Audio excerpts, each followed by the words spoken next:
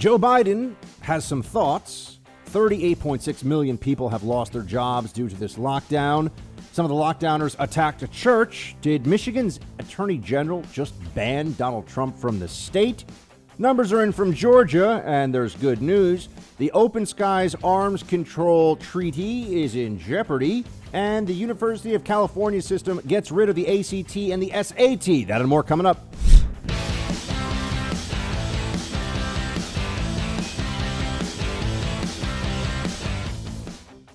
Welcome, everybody, to the Buck Sexton Show. Thank you so much for being here. Great to get a chance to chat with you here on this lovely Friday, May 22nd. I cannot believe how long we have been dealing with this alternate reality. It really does feel like that.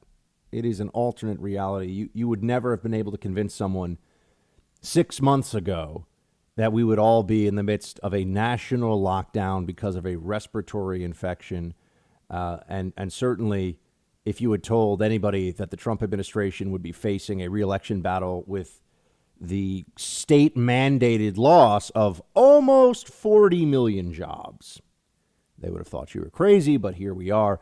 I want to hold off for a moment today, though, on how much, on the latest info on all the coronavirus stuff and COVID-19. I'd prefer to start with politics today. I like to mix things up, team. I like to keep you on your toes. I don't want you thinking every day here. I'm just going to be like, unlock the country. Unlock the country. That's my message. You know it. It has been for weeks. But here we are. Let's talk a little bit about Joe Biden. That's right. Biden is the Democrats' candidate for the presidency. And this is they're running a test here. You know, with Hillary, it was, could they have someone who has just been a shameless Democrat operative, a stop-at-nothing, a ruthless leftist for years with no charisma or no political skills, but could the machine push her all the way through to election? The answer was no. Thank you, Donald Trump. Now with Joe Biden, they're going to try, could a C- politician, I mean, someone who, the guy's been the senator from Delaware. He's just been in the game forever. And there are a whole bunch of politicians where this is, they find some low population state, and either in the House or in the Senate, they lock down whatever constituency they need, whatever special interest money they have to get, and they just keep on coming back. Joe Biden represents so much of what is wrong with the swamp and what is wrong with our politics. He's a man who has gotten countless passes from the media. So today, I just want to share with you that this is another moment when Joe Biden will get a pass from the media. And now I understand, I don't like to be a little hall monitor. I don't like to be a little whiner about these things. And I do understand that Biden was trying to make a joke. It just, in the same way that when you're with older family members, and sometimes they think that they're going to use, they're going to use the contemporary jargon about something, Like I'm pretty sure all of you who are my contemporaries, you probably had one of your parents at some point back in the 90s be like, wow, let's go to the bake sale. I hear those chocolate chip cookies are PHAT fat. You remember? Are you too young for PHAT fat, producer Mark? I know what it is. Okay. Remember, that was a thing, right? That was a thing.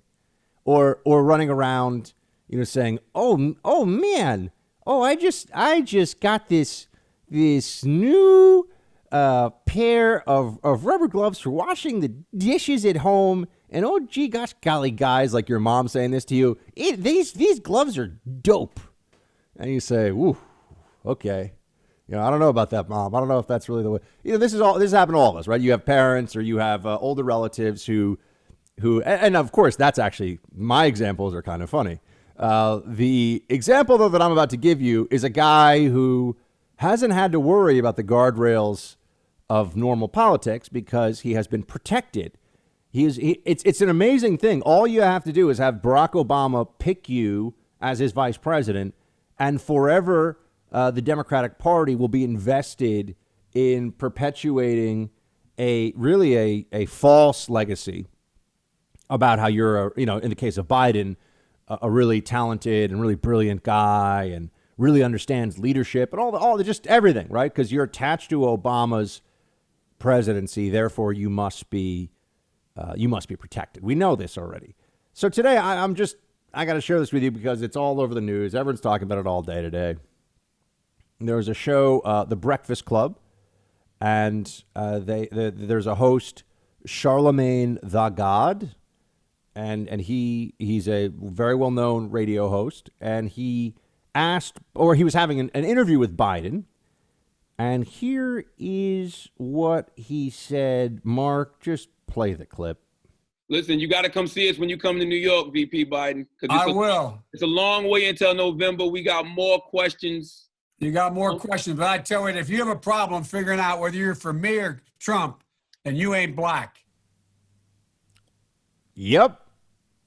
That's what the guy who wants to be the leader of the free world just said. Now, he didn't, and people are going to say, oh, it's so, they're going to get all, they're going to take this, I think, too far, and they're going to say that Biden is look, he was trying to be, he's trying to be funny. He was trying to be amusing. It's just, look, everyone needs to not clutch their pearls on this one and go, oh my gosh, look what Biden said.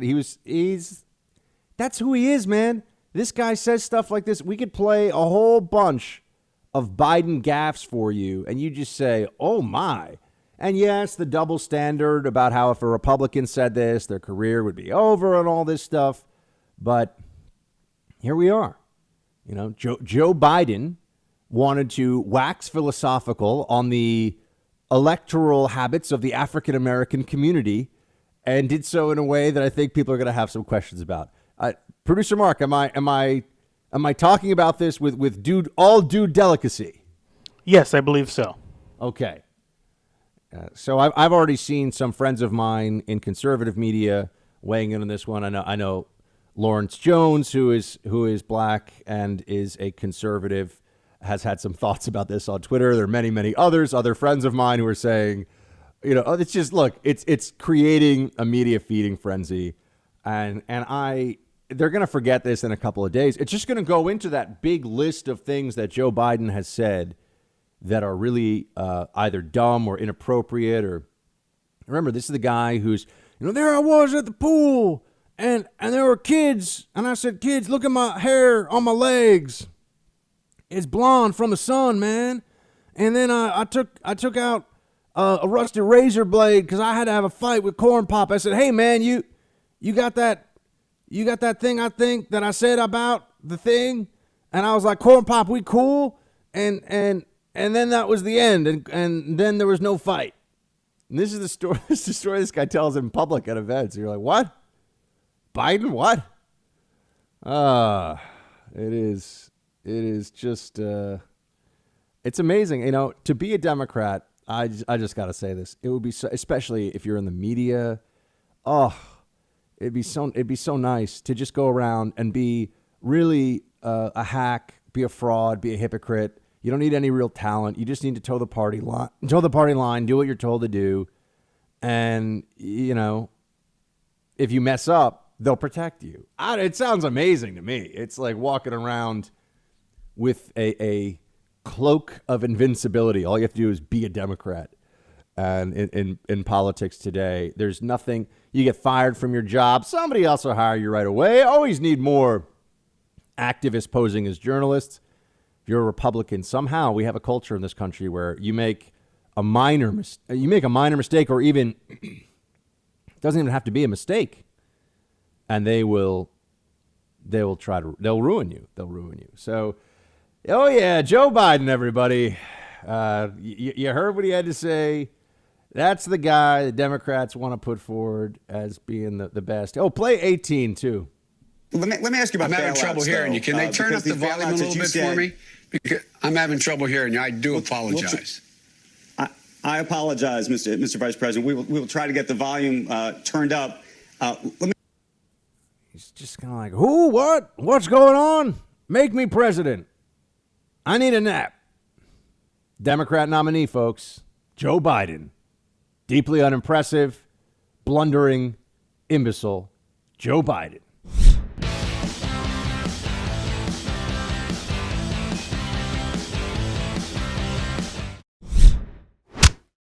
There was a lot of interest about whether you would end up wearing a mask today. Could you just take us through your thought process of why you decided not to wear a mask? Well, I had one on before. I wore one in this back area, but I didn't want to give the press the pleasure of seeing it.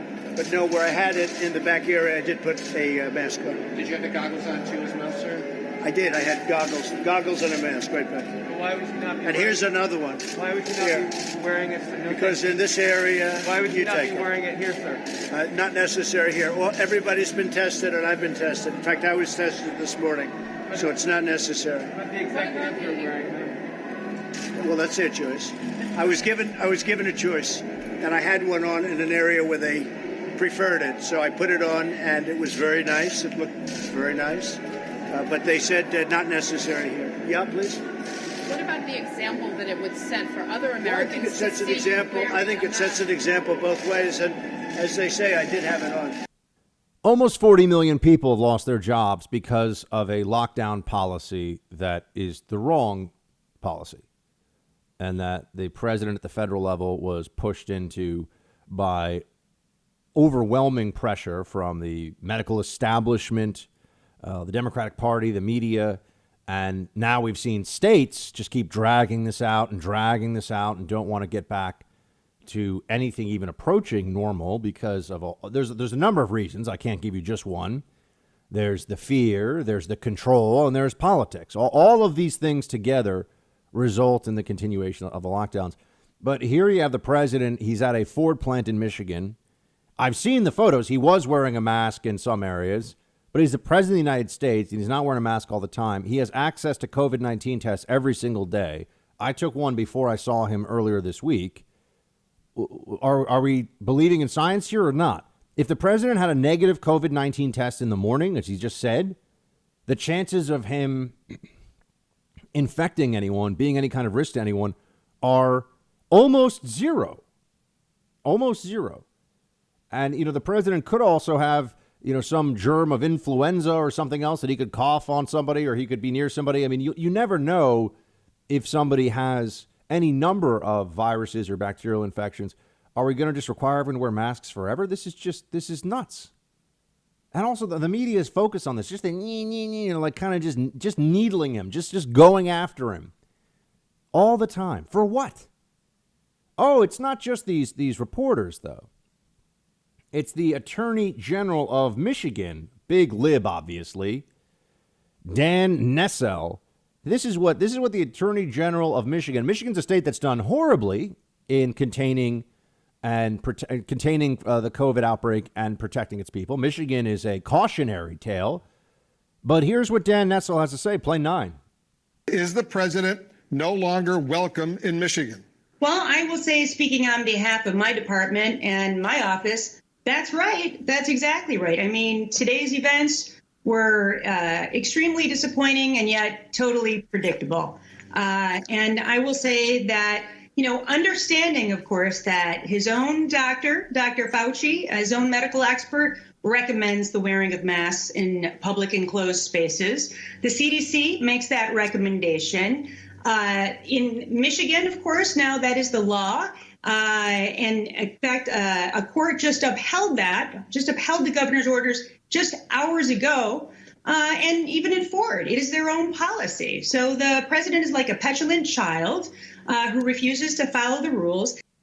That's Dana Nessel. Producer Mark, we're gonna have to code red you over that one. My apologies. Yeah, I was like, this doesn't sound like. I mean, I'm not trying to misgender anybody. This doesn't sound like Dan Nessel. Turns out it's Dana Nessel. So we clarify. We get it right here on the Buck Sexton Show. But yeah, they're making a big deal out of this. They're saying that the president is unwilling to live by the same rules as everybody else. First of all, he's the president, so there are some rules that he does not live by that the rest of us have to. And there certainly are some benefits of the office that we don't have. I don't get to ride around in Air Force One. Do I think that's unfair? Maybe a little. Should I be able to ride in Buck Force One? Yes, I think that would be fantastic. What would Buck Force 1 be, Producer Mark? What kind of vehicle? I'd imagine a helicopter, maybe. Maybe after the Kobe thing, not a helicopter. Maybe a jet. Some kind of jet. Yeah. I think would be cool. You know what I'd really like, actually? I'd want to go with an Antonov Soviet transport plane where they actually take the cargo in the mouth of the plane and it's very low to the ground. It's the largest cargo plane in the world because you could roll up and be like, I can bring more stuff and more peeps in this than anything else. No one, there is nothing bigger than that Antonov plane. So it'd be kind of like, boom, look what I got. I feel like that's high running costs, but okay. Oh, yes. And I'm sure it probably, the crash rate on those things is not fantastic either. But I'm just saying, and it's the most un-American plane you could ever pick. It's from the Soviet Union. But I'm just saying, if you're looking to make an impression, that would be one way to go. Wait. I haven't been able to get past it because we got to hear from the dumbest morning show on television that show Mika and Joe are on. Morning Joe, of course. The dumbest show on television. Here's what they say about the president not wearing a mask. Oh, good heavens! 13. He did it again. He showed. He doesn't think the rules apply to him. He's going to be as arrogant as he wants to be. Every doctor, every epidemiologist, every medical professional in America says wear a mask. If not to protect yourself, to protect others. And when he doesn't do that, because he doesn't think it's manly or because he doesn't want the press, I guess he said he didn't want the press to get a picture of him wearing a mask, he sends a message to voters in Michigan and across the country. I don't give a damn about you. In fact, Donald Trump says he doesn't give a damn about anybody but himself. You know who definitely doesn't give a damn about anybody but himself? Joe Scarborough. This guy is utterly shameless, was chasing after Trump for a long time. Oh, I want to be his best friend as he's becoming president. And then he had a falling out with Trump. And now all he does is trash him all the time. If you have tested negative the same day as Trump did here, and I was at the White House, I know how quickly they can get you the results, and it's easy. Why should you have to wear a mask? Are we to believe then that you're going to just somehow magically get the virus, and once you've gotten the virus, you're going to have enough viral load to infect other people in a matter of hours? No. This is like being concerned during a thunder and lightning storm.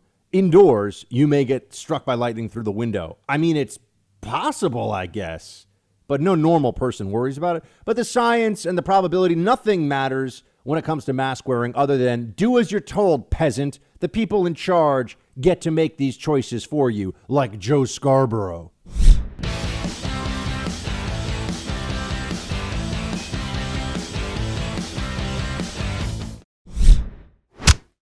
I want to get our country back to normal. I want to normalize.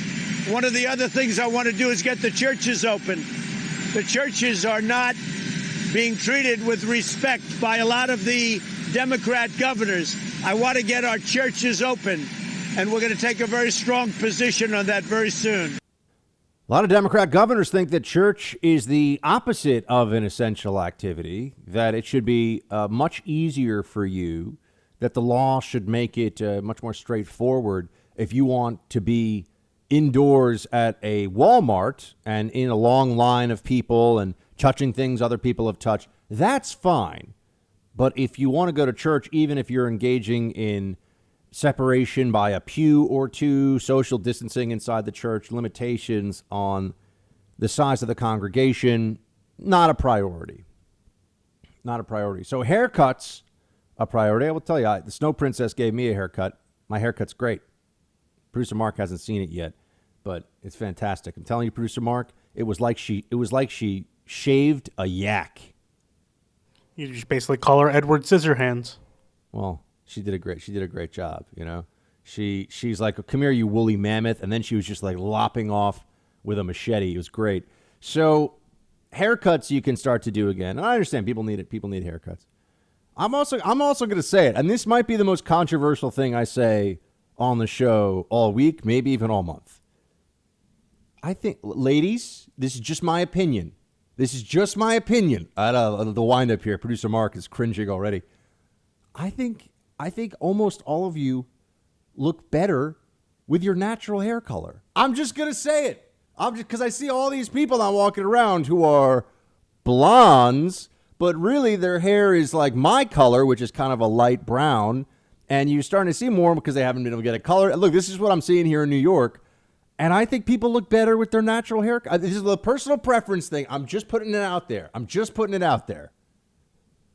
You think this is going to get heat, Producer Mark? I'm staying far away from this. Staying away from this, aren't you? I don't know why. Why am I, I'm not allowed to have an opinion on this. Imagine if I showed up to this show like back in the 90s. There was a period. Some of you watching this or listening to this are guilty right now. You know you're guilty of this.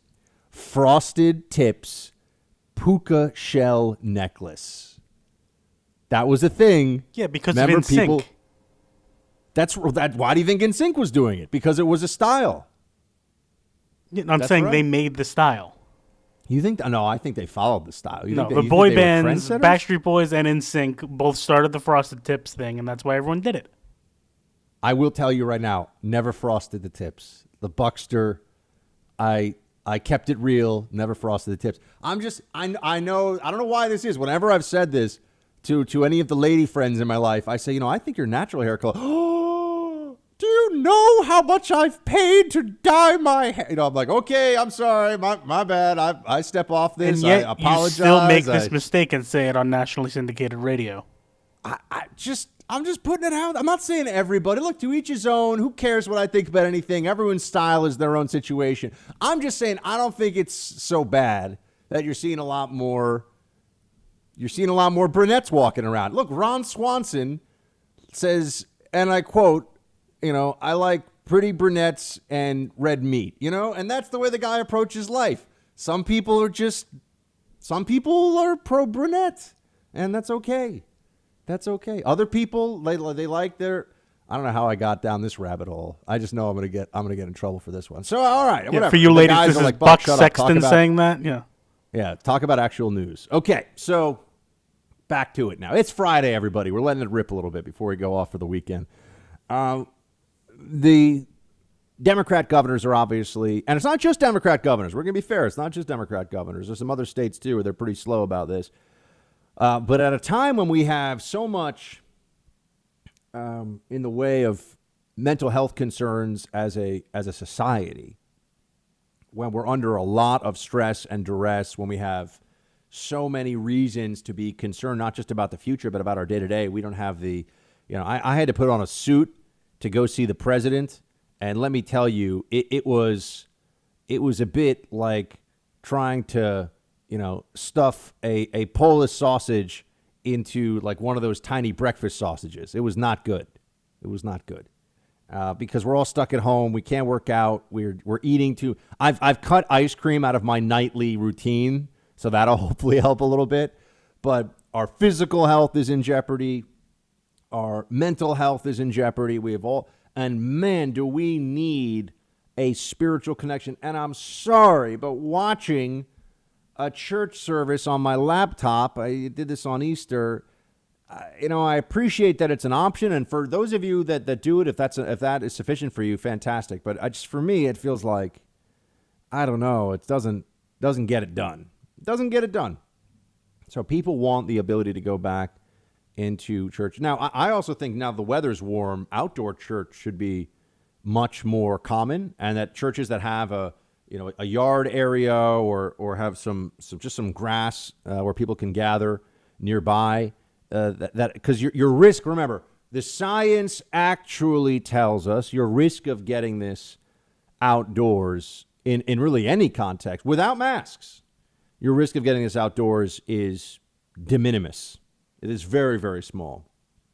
But Trump recognizes, and remember, there was so much ridicule heaped upon particularly people of faith, religious Christians and Jews in particular, who were supportive of Trump as a fighter for their religious freedom, not as a paragon of individual Christian living. Now, also, there's the whole who throws the stone here living in a glass house.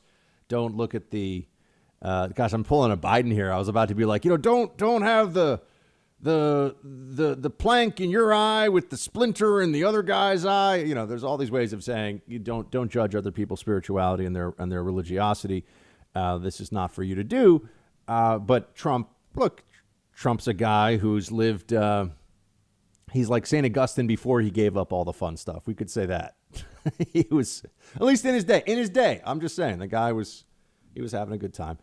But he does defend the rights of religious people. He does find himself on the side of those who want greater ability to practice their faith. And that's why when he brings this up, and then I see this story about what happened in Mississippi, I was going to say, is nothing sacred anymore? Apparently not. They burned a church down to the ground in Holly Springs, Mississippi. And here's this story that's brought to you by WLBT, the news station down there. A Mississippi church at the center of an arson investigation is the same church currently in a battle with city leaders over a COVID-19 safer at home order.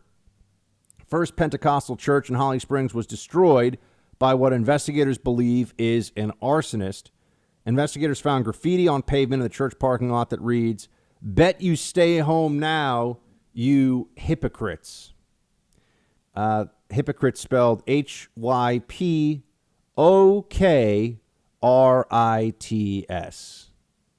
Yep, that's right. This does not seem to anybody to be an accident. The pastor of the church said, "We've tacked our brains and have no idea. We have no enemies that we know of. We don't know anyone that would even think would be capable of doing something like this." Well, they were trying to get reopened, and they were fighting against the city ordinance to keep them closed. And clearly someone knew about this and didn't like it and just burned their church to the ground. That's their response. Because, this is also, you're seeing this now, the totalitarian mindset of the lockdowners and the 24/7 maskers. These people don't want you to have the freedom to make your own choices, and they don't care if your constitutional rights. Your constitutional rights, if you can't go to church right now, your freedom of assembly, your freedom of religion, they're being pushed aside by people like Governor Cuomo. They're being pushed aside by Pritzker and Whitmer and Inslee. These are governors who are not allowing people to have their constitutional rights. And the problem with this is, of course, your constitutional rights, there's no asterisk, there's no out clause for, unless we think there's a really scary virus. No, that's not what we signed up for.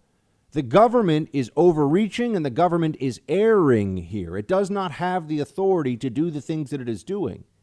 Now, you could tell me that under state ordinances, power of quarantine. This is not quarantine. Quarantine is for sick people. This is for everybody else and some small percentage of sick people. But this policy is for the healthy because we don't know who's sick. And it's a very small percentage of the population. But can you think of any other policy like this where you would punish, this is what's happening, punish 99.9% of the population because you're so concerned about the 0.1% of the population? That you would take away their rights, that you would destroy their financial future, that you would destroy their businesses. 40 million jobs lost. Now, the exact number, just so I'm clear here, is 38.6. So, yeah, basically 40 million jobs lost. That's a lot of people, right? That's more than the entire state of Florida, more than the entire state of New York. Everybody unemployed. Everyone who had a job losing their job. It's more than that. Now, how much longer are we going to continue with this insanity? You're also starting to see people crunching the numbers, and I'll talk more about this, crunching the numbers to show that there are states like Georgia where they have under 1,000 people in the hospital right now in the entire state with COVID-19, and Georgia has been open for weeks. So what does that tell us about the efficacy of lockdowns? Put aside for a moment all the additional costs that we've been talking about for locking down the country or what it does to the economy. Do we even know that the lockdown saved any lives? Do we know that for a fact? The answer could be yes, it might have saved some lives. But has it saved those lives as in over the short term? Are these people that are just going to get the disease later on? Can we estimate that? Can we know that? Is there a means? There's a tremendous amount of complexity in these questions, but we have not taken a complex, a nuanced approach to this.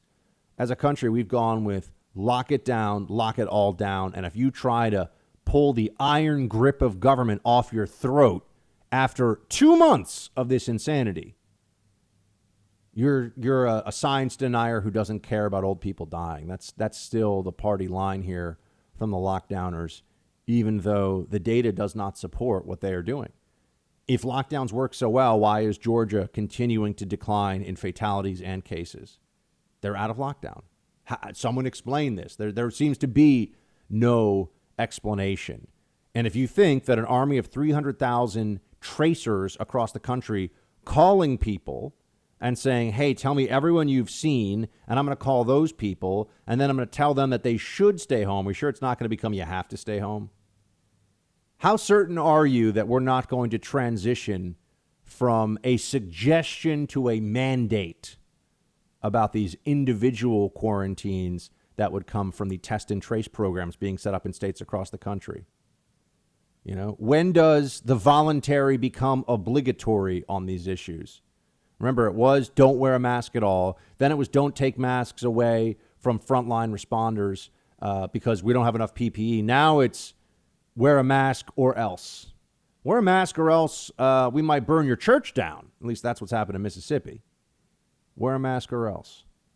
Isn't it stunning, but entirely predictable how quickly this all transitions? The voluntary becomes obligatory. That's what we need to understand about all of this. That's why the test and trace program, plus all the civil liberties concerns and the stupidity of it as well. You're going to tell there's 300,000 new cases a day, they're guessing, across the country. A country of 320 million people, there's 300,000 cases a day, roughly. Maybe 30,000, 30,000 cases a day. So if you have 20 to 30,000 new cases a day across the country, well, how are we ever going to track that down? How are we ever going to do that? The answer is we're not going to. So what are we doing? Ask that question, you get yelled at. Ask that question, they say, stay inside, do your part. We're all in this together. We're not all in this together. That's become clear from the data as well. People who are still getting paid and have plenty of resources and plenty of room at home, wherever that is, they're not in this the way that somebody who's lost their job, has no savings, doesn't know what to do with the kids at home, can't send them to school, and is freaking out. They're not in the same place.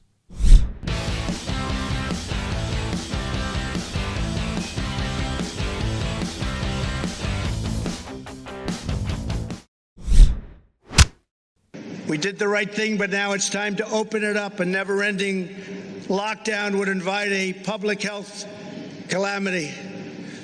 To protect the health of our people, we must have a functioning economy. And as I said, and I'll say it 100 times, we're going to have an incredible year next year, right at the beginning. Even our fourth quarter is going to be very good. There's a tremendous pent-up demand, and that includes for your cars.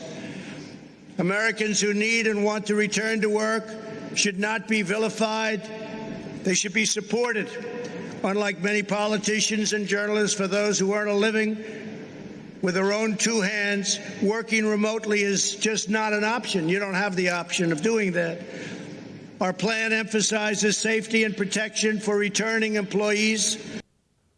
People going back to work should not be vilified. Actually, they should be thanked, because it is only a result of those kinds of actions that will, it's only from those kinds of actions that we will even have the economy necessary to sustain the frontline healthcare and medical personnel that we need to continue to treat those who do get COVID-19 and have serious symptoms, which, as we know, is primarily going to be people who are older and already immunocompromised in some way, have comorbidities. The data on this is clear. Maybe if the media had spent a little less time worried about how Trump doesn't constantly wear a mask inside the White House, maybe if that had happened, they would have been able to focus more on the nursing homes. Now in Pennsylvania, I see almost 70% of deaths in Pennsylvania are in nursing homes. You look in New York City, you have or New York State rather, and city, you have over 5,000 deaths in nursing homes. There are many other states as well with an incredibly high number of the fatalities in nursing homes. Those were specific, pre-designated facilities with entry and with access restrictions that could have been put in place, with all kinds of measures, and they didn't protect them. And now they want to lecture all the rest of us about how we have to wear a mask or else we don't respect life and respect other people. They failed, and they still want to tell us what to do. That's what the authorities, that's what the so-called elites and experts want you to take from this.